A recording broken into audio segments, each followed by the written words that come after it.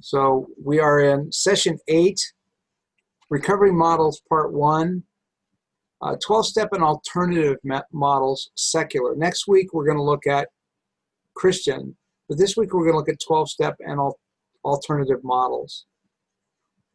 So in this session we will look at secular alternatives to AA and the 12-step model for dealing with AOD, dependency and abuse. AOD is alcohol and other drugs. Many of the people who come to biblical counselors for help with besetting sin patterns, commonly called addiction, have been influenced by professionals and paraprofessionals working in addictions treatment and other areas of behavioral health services and are somewhat familiar with AA and other 12-step recovery support groups. One key reason for their familiarity with this approach, and the key reason for the familiarity of others from whom they've sought help, is through their own involvement in such groups as a means of achieving and sustaining their own recovery. Others, counselees and professionals, have regular or occasional contact with chemically dependent people and are familiar with such support groups through secondhand resources, having heard from someone else about their experience at meetings or having read 12-step literature, etc. Then there are others who are aware of these support groups but have essentially no knowledge about what they are like or how they function. For all of that, since there is such a low success rate for this approach, 1 to 5%, there's been a growing trend in some secular circles to move away from AA and 12-step modality. Now, this is secular circles. This isn't Christian circles. This is secular circles. So Stanton Peele, a secular expert in addiction and treatment approaches for addiction, wrote the following article for the Huffington Post on November 17, 2011. AA isn't the best solution. Alternatives for alcoholics. Building on an essay in Wired magazine by Brendan Corner, New York Times conservative columnist David Brooks lauds to the sky AA and its founder, Bill Wilson. Both Brooks and Corner point out the worldwide spread of AA, although it is limited mainly to the U.S. and like-minded countries, and the spread of the 12 steps to nearly all areas of behavioral change. Indeed, to how we approach social problems of all sorts. Along the way, Brooks makes the good points that there is no scientific way to program behavior change, that it is indefinite and rooted in individual choice. He points out the benefits of the social networks AA provides its members and the decentralization of the AA movement so that individual chapters are able to organize as its own members see fit. These are strong organization and psychological pluses. But unfortunately, for a rational conservative, Brooks misses a few downsides to the AA movement. Number one, the view AA conveys of alcohol and alcoholism is associated with abstinence binge tendencies that already dominate America and other temperance nations. And he goes on to articulate this better. He says, AA's approach is completely abstinence-oriented. In fact, temperance cultures like America, which are highly suspicious and fearful of alcohol, are characterized by many individuals who restrict their drinking but then go on benders. Similar North European cultures, for example, have several times the death rates due to alcohol of Southern European countries because the former tend to monumental binges, think Ireland, England, Finland, while in the Southern countries, people drink alcohol casually with meals, think Italy, Spain, Greece, and France. All indications are that the latter is much healthier. More particularly, the majority of AA members fall off the wagon. We've talked about this before, is they say when you relapse. They plan for relapse. They plan for people going back to using drugs or alcohol. When they do so, they very often return to drinking without restraint. Brooks, a great trend spotter, has missed the worldwide movement, including in the United States, towards harm reduction. Harm reduction has an opposite approach to substance use and addiction from the 12 steps. It assumes many people will fail to achieve abstinence and instead works in every possible way to curtail the problems associated with use, infections through needle exchange, eliminating accidents through safe driving programs, healthier use through cutting back drinking, providing shelter, food, medical care for alcoholics and addicts, and in the drug area, using safe injection methods or substitutes for injectables. So just as Brooks and Corner were announcing their discovery that AA is great, the National Institute on Alcohol Abuse and Alcoholism was announcing that alcoholism isn't what it used to be, that most people cut back alcoholic drinking without going to treatment.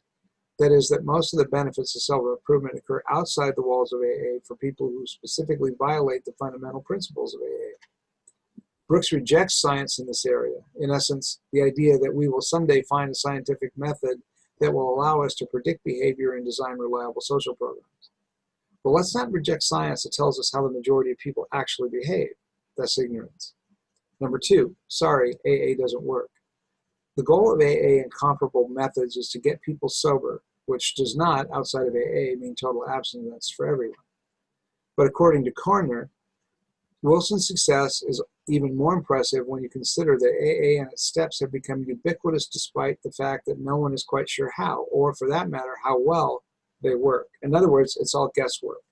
In other words, Wilson's and AA's triumph has been in marketing, not therapeutics. In other areas, Brooks is not so quick to jump on the bandwagon of approaches that aren't proven to be successful. Given that AA started in 1935, that it is still not proven to be successful is beginning to be a bit worrisome. Do drinking and drug problems, alcoholism, and addiction seem to be improving in the United States? Hint, according to the National Survey on Drug Use and Health, 25% of 21-year-old Americans have a diagnosable drug or alcohol problem, far and away most often an alcohol problem. Don't you think we might be doing a little better in this area after 75 years? Number three, American AA is coercive. Brooks wisely notes, in acknowledging that AA doesn't work particularly well, there's no single program that successfully transforms most people most of the time. Not true, but they don't know about Unbound. But virtually everyone who ends up in AA in the United States is forced to attend AA or comparable programs. For example, through drug courts or even municipal traffic courts after DUI, or even employers. In order to keep your job, you have to go into this treatment program. So why does this occur? Because the AA movement is spearheaded by true believers who believe what was good for them is good for everyone, as Brooks himself hints. There are millions of people who fervently believe that its 12-step process saved their lives. Naturally, these people are inclined to recommend that others follow their one true path. This, even though Brooks notes the majority, even a vast majority of the people who enroll in the program do not succeed in it. 4, the government especially should not be involved in spiritual salvation and identity change. As Brooks correctly states, people become sober when they, quote, achieve broad spiritual awakenings, and abstinence from alcohol is then an abstinence from alcohol is then a byproduct of that larger salvation. Fair enough. But how does this go with point 3, that people are routinely sent to AA by courts and social agencies? 4 of 9 federal circuit courts, as well as New York's and several other states' highest courts, have ruled that people with religious objections, Buddhists, atheists, Jews, cannot be compelled to attend AA or a 12-step program and must be permitted alternatives. I know, AA isn't religious, and step 3, made a decision to turn our will and our lives over to the care of God as we understood him, isn't really about that God, the Christian one. But those dang courts keep begging to differ. Forcing people to bow down to any form of God is just not part of the Constitution. 5, we need to be encouraging alternatives to AA. Brooks does not make the proper deduction from noting that there is no single program that successfully transforms people most of the time. Again, they just don't know about us. Since AA and the 12 steps are used in over 90% of American treatment programs, we need to provide more ready alternatives to AA, not inject more resources and energy into the system that has been around 3/4 of a century with little noticeable society-wide improvement in our drinking. Therapeutically, providing choice is a powerful tool since it turns around many people's resistance to AA's step 1, acknowledging that you are powerless. People tend to do better pursuing programs they believe in. The most promising trends in alcoholism treatment are motivation enhancement, developed by psychologist William Miller, which avoids dictating to clients and instead allows them to express and pursue their own values, and mindfulness, developed by psychologist Alan Marlatt, the Zen Buddhist technique of meditation and focusing on inner states and needs. Now, let me point out right there, when people think that mindfulness is that it's okay for Christians, that right there tells you that it is not. Okay? It was developed by a psychologist and employs Zen Buddhist meditation techniques. Okay. Are you talking about the motivation enhancement? That's what you're talking about. Now I'm talking about mindfulness. Oh, okay. They're teaching it in schools, they're requiring it in companies, and now it's even being recommended in churches. They are teaching it very hard in schools. And you know what is that there is outward success or nominal success. So then it, you know, they can temporarily de-escalate a problem. Yeah. Right. And again, that's about behaviorism. That's not about addressing what's really at issue. Right. Okay. I use these techniques in my life process program, which provides a non-12-step alternative that many people welcome and, in fact, do better at. And while I'm at it, let me mention that I've recently written a foreword for Amy Lee Coy's From Death Do I Part, which is a story of a 34-year-old woman's quitting drinking after 2 decades of alcoholism and assorted other addictions, and a dozen, at least, exposures to AA and 12-step rehab. She did so when she finally took ultimate responsibility for her own life. P.S. Dave, read the comments, especially the ones that say any alcoholics who read this will die. And remember, this is straight from the article. So let's pause here and have a little discussion about what we talked about so far before we get into the alternatives, 3 types of alternatives. So 3 types of treatment alternatives to 12 steps, AA and NA. One is mindfulness-based approaches. Mindfulness-based approaches teach addicts and alcoholics techniques that focus on being present in the moment without being hijacked by emotions or overly critical analytical. This type of treatment is constructed around the practice of mindfulness skills or mindfulness meditation. The premise is that over time, individuals become practiced at being in the moment.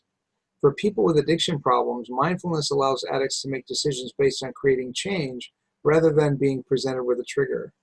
The practice of awareness, in turn, is believed to help people to be more present and less reactive in most situations. And a lot of times people say, well, what Unbound provides is very much like that. No, it isn't, because we're focusing on God and His Word. We're not focusing on being in my own mind. We're focusing on having the mind of Christ. That's the difference. Okay, I'm so glad that you raised this being present in the moment, because the same person who's doing the psychiatric profession, when we're doing Ecclesiastes in our adult Bible school, there's a passage there that said, oh, this is something like also in the psychiatry world where we are encouraging our clients to be present in the moment. See, that's the whole thing. You're supposed to be in the spirit in the moment, right? Oh, yes. See, it's very subtle. It's very, very subtle. Okay. 2, cognitive behavioral therapy, CBT, for addictive behaviors. Cognitive behavioral therapy, or CBT, is just what it sounds like, working with some combination of thoughts and behavior to change the way you think and feel about situations, and ultimately to provide skills to change intractable behavior. In the case of addictive behavior, CBT helps people with drinking or drug problems identify the thoughts that mediate engaging in behavior they would like to change. For example, when an individual encounters a trigger like a beer commercial and thinks, I can't resist that desire for a cold beer while watching a game, he is most likely going to drink beer as a response. But if that individual can identify that thought and change it to, I've watched games without beer before, I can do it again, he will be far less likely to react to the impulse and drink the beer. And 3, non-12-step support. Along with individual therapy that you can receive from a licensed therapist, there are support groups available to assist individuals with the ongoing task of not just initiating change, but maintaining it. Groups like Smart Recovery and Rational Recovery offer a supportive group experience with a focus on available research on what works to change addictive behavior, Notice that the focus continues to be on behavior, right? It removes the spiritual component of AA type groups and empowers individuals to make change. Where moderation management groups are designed for individuals who have experienced mild to moderate problems and want to change their addictive behavior, but do not want to meet the goal of abstinence. Certainly, one size does not fit all, and there is a support group out there to meet the needs of most people grappling with an addiction problem. So now we're going to look at the 5 most popular 12-step alternative programs, and these are all secular. The first one is LifeRing. Established in 1999, LifeRing offers sober, secular self-help to abstain from alcohol and non-medically indicated drugs by relying on our own power and the support of others. The program operates according to the 3S philosophy: sobriety, secularity, self-help. Meetings are friendly, confidential, non-judgmental gatherings of peers, and the atmosphere is relaxed, practical, and positive. Warren, From the what? do you mind stepping back up for a second to the non-12-step support? Okay, what about it? So what I feel like is, so this last sentence said, sentence before the last, where moderation management groups are designed for individuals who have experienced mild to moderate problems and want to change their addictive behavior but do not want to meet the goal of abstinence. What it seems like to me is, in each of these that we've read, there's a little bit in each one of them of good things, but they all miss the most important point, and that is God. Absolutely. And we just have to know that going in, because these are secular models, so God is intentionally left out of the equation. So like not having the goal of abstinence, it's almost like they've got that right. Right. Okay. Right. So this is from the LifeRing website. LifeRing Secular Recovery is an abstinence-based worldwide network of individuals seeking to live in recovery from addiction to alcohol or to other non-medically indicated drugs. In LifeRing, we offer each other peer-to-peer support in ways that encourage personal growth and continued learning through personal empowerment. Our approach is based on developing, refining, and sharing our own personal strategies for continued abstinence and crafting a rewarding life in recovery. In short, we are sober, secular, and self-directed. This also from their website. LifeRing Secular Recovery is an organization of people who share practical experiences and sobriety support. There is many ways to live free of drugs and alcohol, as there are stories of successful sober people. Many LifeRing members attend other kinds of meetings or recovery programs, and we honor those decisions. Some have had negative experiences in attempting to find help elsewhere, but most people soon find that LifeRing's emphasis on the positive, practical, present day can turn anger and despair into hope and resolve. LifeRing respectfully embraces what works for each individual. LifeRing believes you do have the power to overcome your addiction. It's hard, there are often setbacks, but in every addict there exists a desire to find lasting sobriety. We think of that as the sober self. With addiction, that part of us has been beaten down and relegated to a corner of our brains, but it's still there. We also have an addict self that wants to control our decision-making and lead us to use a substance that is wrecking our lives. This is right here is supporting a schizophrenic mindset. LifeRing tries to support your efforts to strengthen the sober self and weaken the addict self. Our meetings, think about how similar it is to the old man and the new man, right? Our meetings, whether in person or online, consist of addicts using their sober self to connect with the sober self of other addicts. We share advice, understanding, and encouragement. We focus primarily on our current lives, not on the hurts and damages of the past. Two addicts, talking sober self to sober self, learn from each other and gain strength from each other. Steps and higher powers and sponsors, those work for some people very well. Our approach is different. We think you are the best person to design your own program. You know what's needed in your life and what has to be abandoned.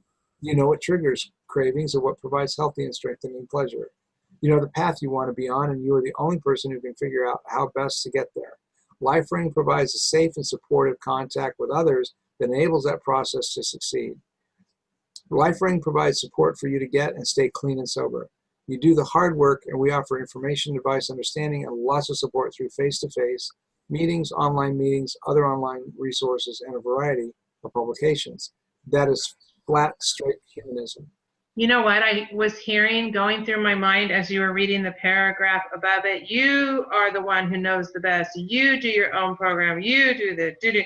Frank Sinatra's I Did It My Way. It's me, myself, and I. And that's the whole fundamental problem of mankind. Yeah. It's humanism, exactly my point. Yeah. So number 2, moderation management. Established in 1993, offers education, behavioral change techniques, and peer support for problem drinkers seeking to decrease their drinking, whether to moderate levels or to total abstinence. Moderation management offers a variety of behavioral methods for change, guidelines for responsible drinking, tools to measure progress. The program follows 9 steps toward moderation and positive lifestyle changes. Check out the website for the 9 steps. This is from their website. So what is moderation management? Moderation Management, is a behavioral change program and national support group network for people concerned about their drinking and who desire to make positive lifestyle changes. Empowers individuals to accept personal responsibility for choosing and maintaining their own path, whether moderation or abstinence.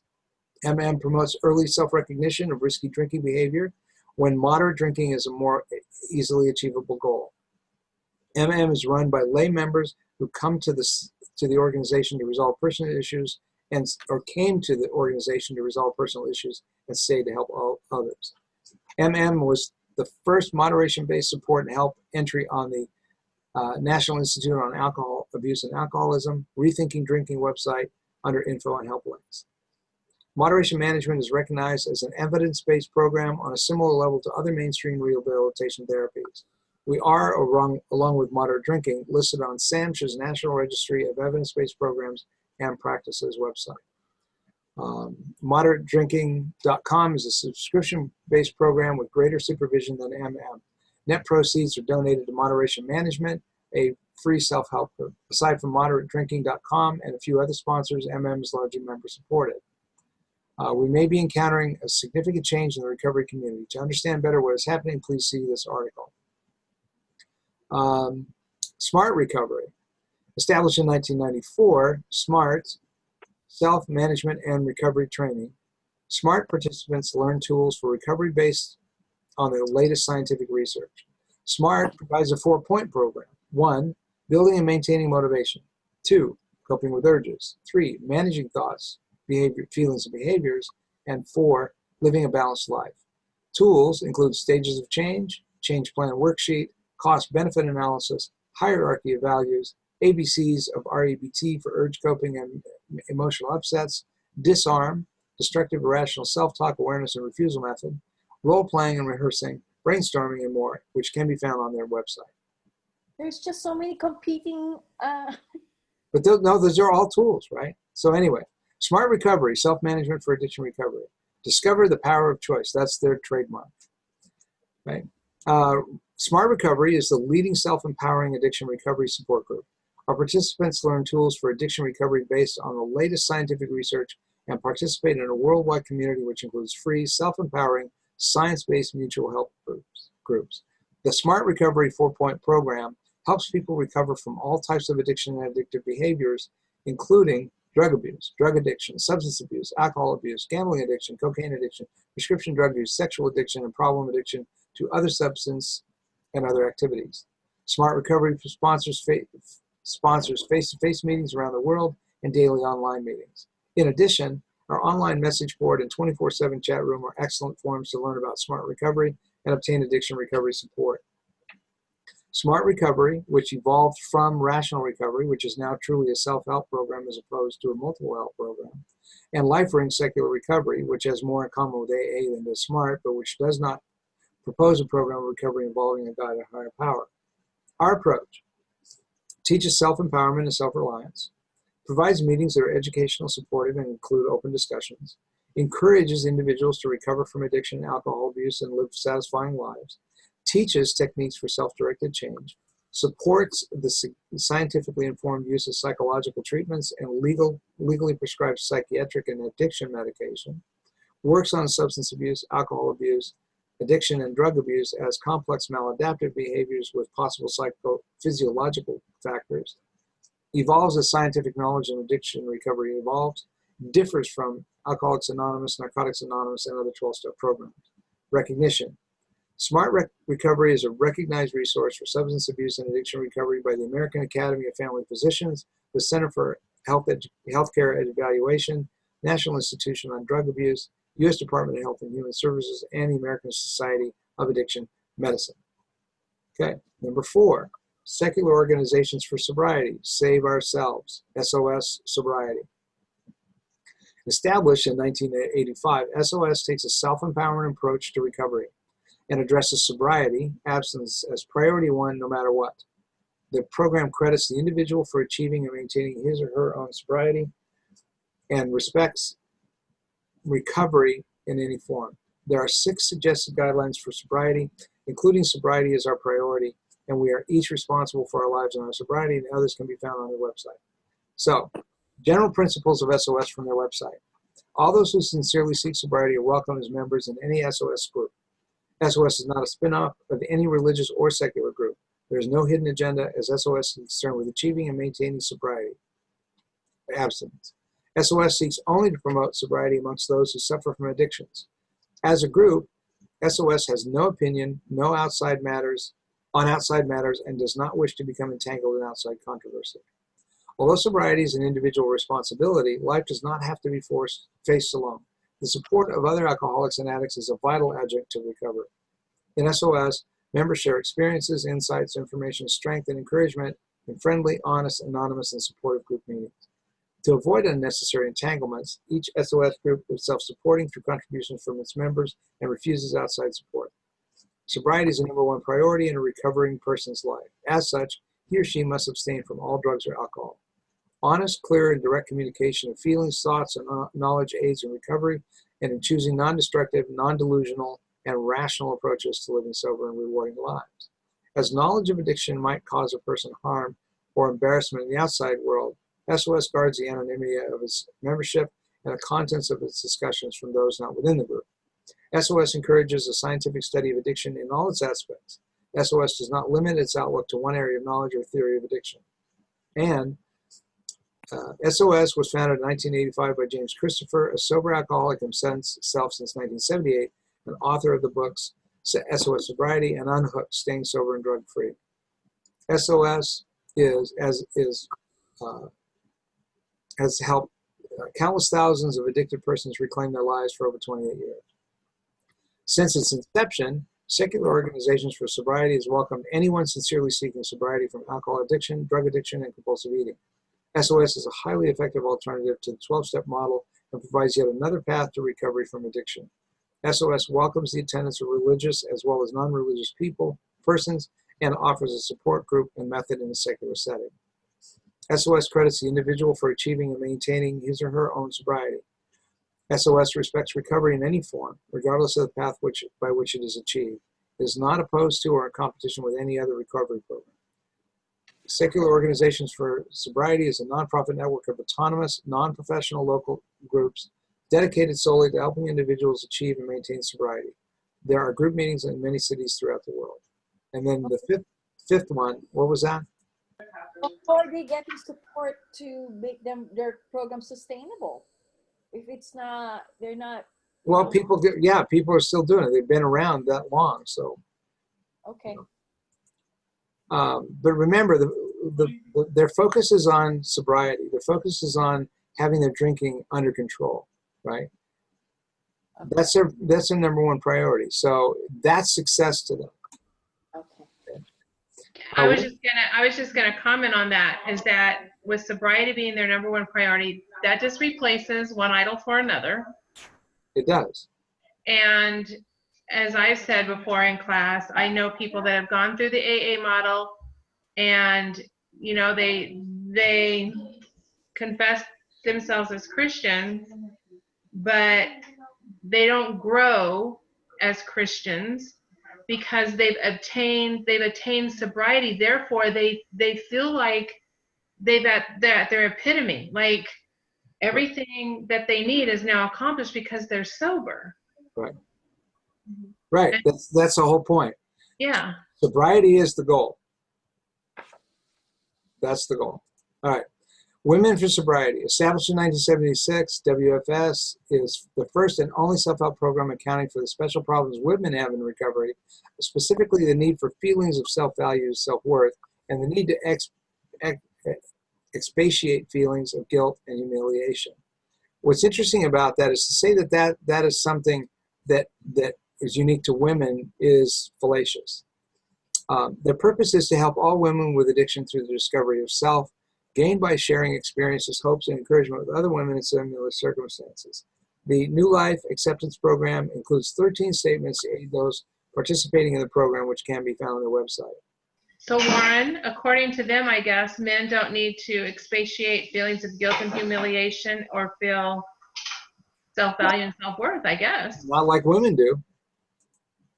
Women for Sobriety, Inc. is a nonprofit organization dedicated to helping women overcome alcoholism and other addictions. It is, in fact, the first national self-help program for women alcoholics. Our New Life program helps achieve sobriety and sustain ongoing recovery. WFS has been providing services to women alcoholics since July 1976. The WFS New Life program grew out of one woman's search for sobriety. WFS self-help groups are found all across this country and abroad. Based upon a 13-statement program of positivity that encourages emotional and spiritual growth, the New Life program has been extremely effective in helping women overcome their addictions and embrace a new positive lifestyle. For additional support, subscribe to our monthly newsletter, yada, yada, yada. Okay, I'm going to skip over the mission statement and the who we are, what we do, why a program for women only. Let's go down to their New Life program.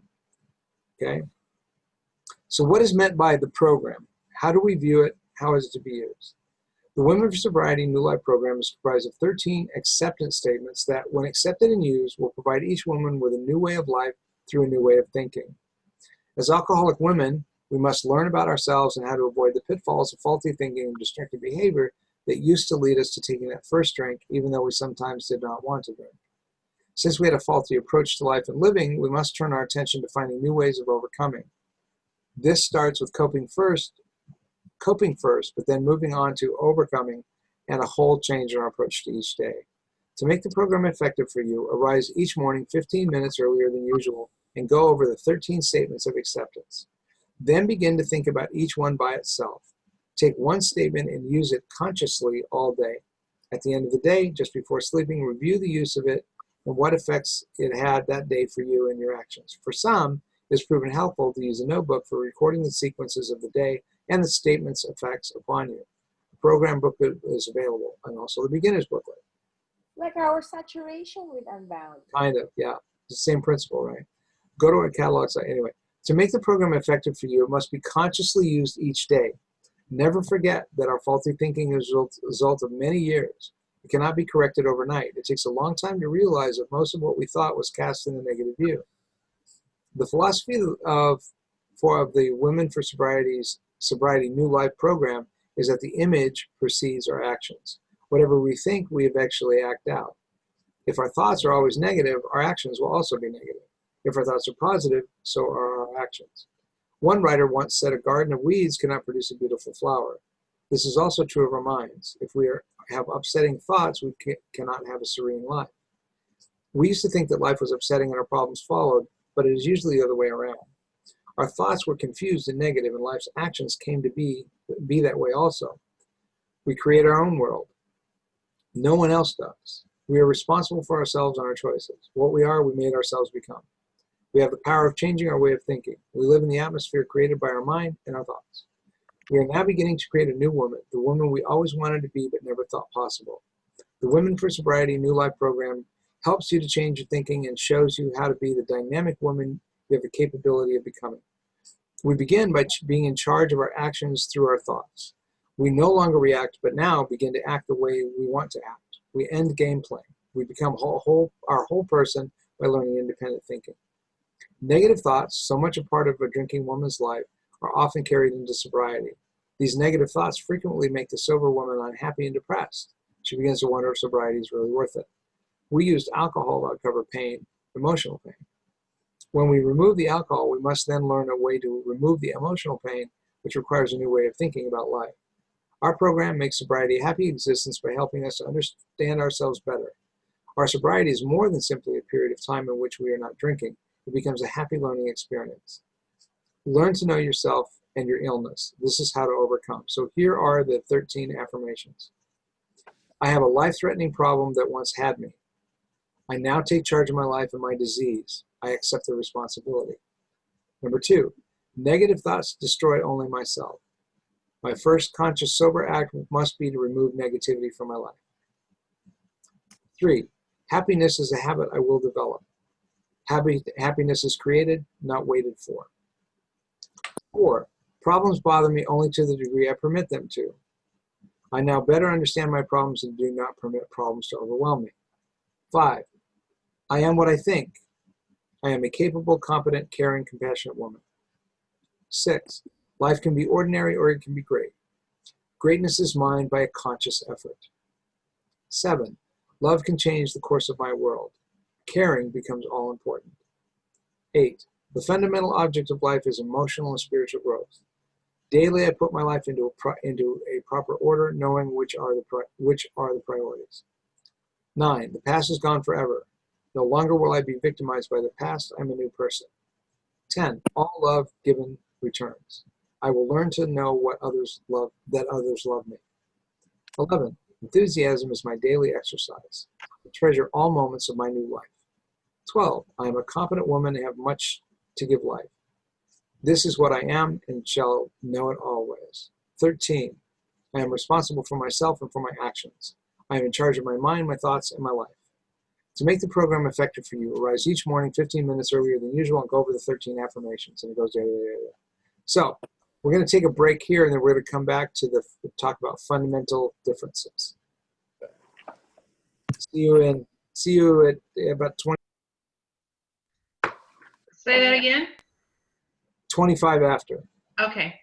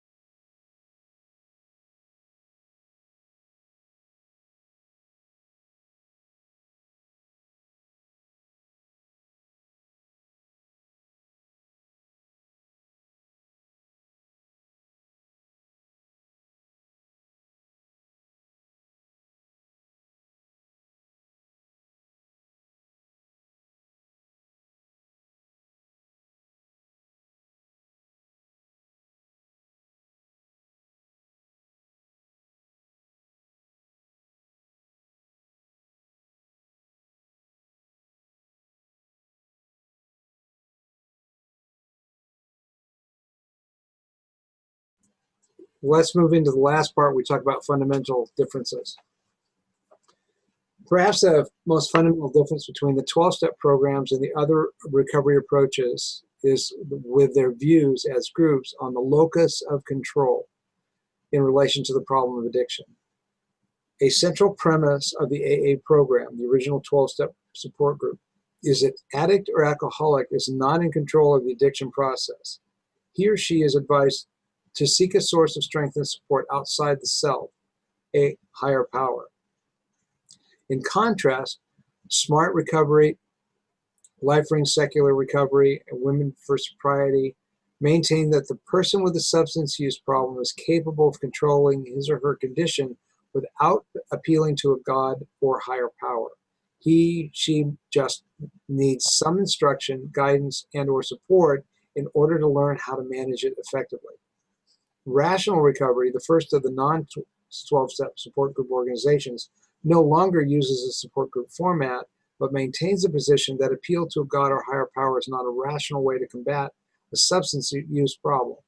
Instead of declaring the spiritual approach wrong, SMART and LSR make a point of saying that a person's religious and or spiritual beliefs are not a matter of consequence in terms of their group and goals. The secular world sees pros and cons in both perspectives. Surrender, or turning it over, or letting go in 12-step terminology, can be a very powerful, liberating experience. However, for many people, this idea is the worst idea of all. In fact, among people with addictions, control is often an issue, and many of them are quite opposed to the idea that they need any help, let alone help from someone or something supernatural or spiritual. The question for the counselor then becomes, which perspective, if either, should I be trying to promote with my client, and how do I decide? And this is secular, this is not with a biblical counselor. If it is clear that the client has religious or spiritual convictions that are consistent with the idea of surrender, many counselors will assert that the 12-step groups are a natural first choice recommendation. If, on the other hand, it is clear that their client has an aversion to religious and or spiritual ideas, then the counselor might most likely consider one of the other approaches instead. The second difference between the 12-step groups and the others is that the principles built into the 12-step program espouse such values as humility, gratitude, and a focus on helping others, where the emphasis in Smart Recovery, for example, is clearly on the self. Terms such as empowerment and taking control are common in its literature. Practitioners of psychotherapy are generally more inclined toward encouraging the self-focused approach. They're trained to think in terms of self-concept, self-esteem, self-efficacy, self-determination, and self-actualization. That's all humanism, which these other programs are all on board with. The philosophy of the non-12-step groups probably seems more in harmony with their ideas about the goals of therapy than the non-12-step approach. Another notable difference between 12-step groups and Smart Recovery groups is that in the former, there's general support for the idea of lifetime involvement.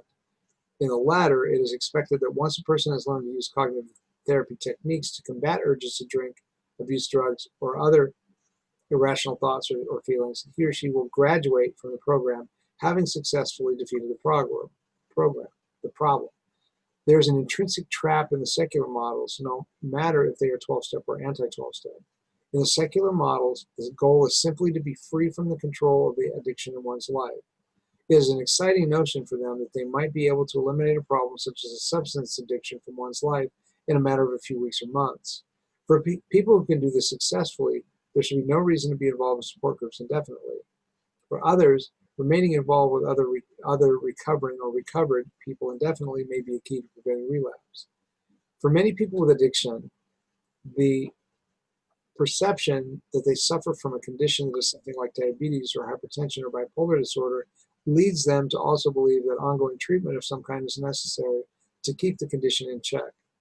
If this is the case, some of the people trying the SMART approach may find it only temporarily effective. Most of the people pursuing AA 12-step models do not perceive the idea of indefinite involvement in a group as a burden or even as unpleasant. Most of these people seem to enjoy ongoing relationship with others in recovery, and many of them use this ongoing involvement as a recovery maintenance and or recovery enhancement tool by trying to be helpful to newcomers or others in the recovery. This sort of thing is encouraged in the AA literature. See Chapter 7 in the book Alcoholics Anonymous. Two other differences worth noting are that SMART recovery groups and some LSR groups are professionally led or facilitated. AA is strictly non-professional, and that while there are a great many AA group meetings, there are relatively few of the others. The number of AA and other 12-step group meetings number in the tens of thousands worldwide, while the other approaches have several dozen.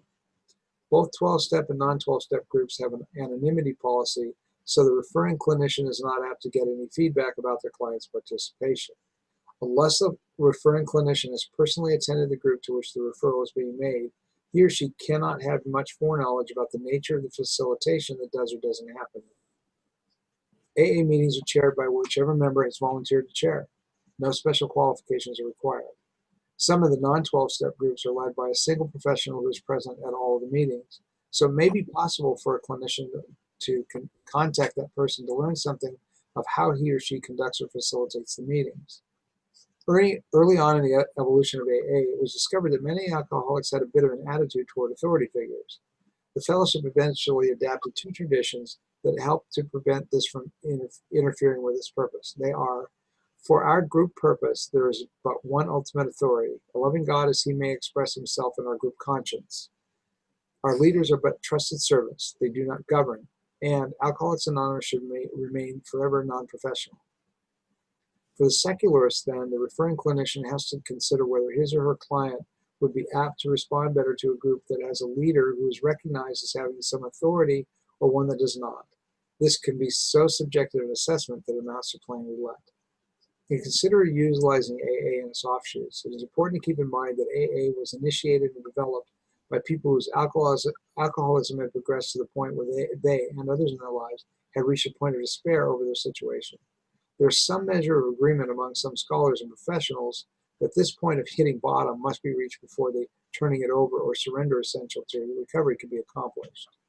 With this in mind, the clinician is again left with making a decision of where to refer the client for help other than their counseling relationship.